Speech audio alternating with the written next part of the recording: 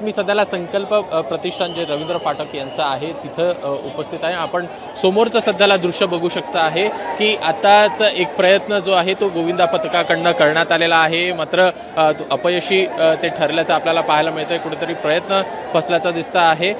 एकूण 7 थरांची सलामी जी आहे तो देण्याचा प्रयत्न आपल्याला होताना पाहायला मिळतोय। महिला सन्मान योजना राबवण्यात आलेली आहे, त्याबद्दल देखील एक संदेश जो आहे तो देण्याचा प्रयत्न होताना दिसतोय। आपल्यासोबत स्वतः रवींद्र फाटक आहेत, आपण त्यांच्याशी बातचीत करूया। कशा प्रकारे सर बघता आहे एकूण नियोजन तुमचं इथं दिसत आहे, सुरक्षेची देखील काळजी घेतली आहे, कशा प्रकारे संपूर्ण या उत्सवाकडे बघता आहात तुम्ही? दरवर्षीप्रमाणे दहीहंडी उत्सव संकल्प प्रतिष्ठानच्या माध्यमातून आयोजित केला जातो। या वर्षी हे 18व 19व वर्ष आहे। दरवर्षी जसं गोविंदा पथक इथे स्पर्धेमध्ये भाग घेत असतात, यंदा पण 150 ते 200 गोविंदा पथकाने इथे नोंदणी केलेली आहे। खास करून लाडक्या बहिणीसाठी खास सन्मान दहीहंडी आपण या हंडी आपण सादर केलेली आहे। त्याच्या माध्यमातून सकाळपासून तर आपण प्रयत्न करतो, बरेच गोविंदा लाईनमध्ये आहेत आणि त्याच्यावर शिवसाई पण आता आलेली आहे 9 थर लावण्यासाठी।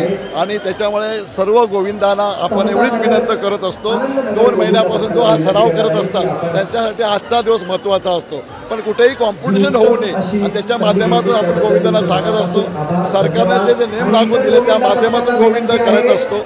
खास करून आपण जे गोविंदा येतात त्यांना सेफ्टी बेल्ट, हेल्मेट सगळ्या सुविधा आपण मंडळाच्या वतीने केल्या आहेत।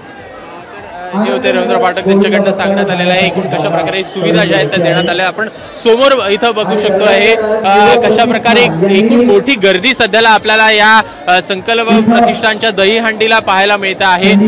एकूण मोठा उत्सव आहे, मोठे प्रमाणात तयारी देखील या सगळ्याच दहीहंडी पथकांकडनं केली जात असते। आताच 9 थर लावण्याचा प्रयत्न जो आहे तो होताना पाहायला मिळालेला होता। थोड्याच वेळात पुन्हा एकदा आपल्याला 9 थर लावण्याचा प्रयत्न जो आहे तो होताना पाहायला मिळणार आहे आणि एकूणच गर्दी देखील आपल्याला सध्याला इथं वाढताना दिसते आहे। एबीपी माझा, उघडा डोळे बघा नीट।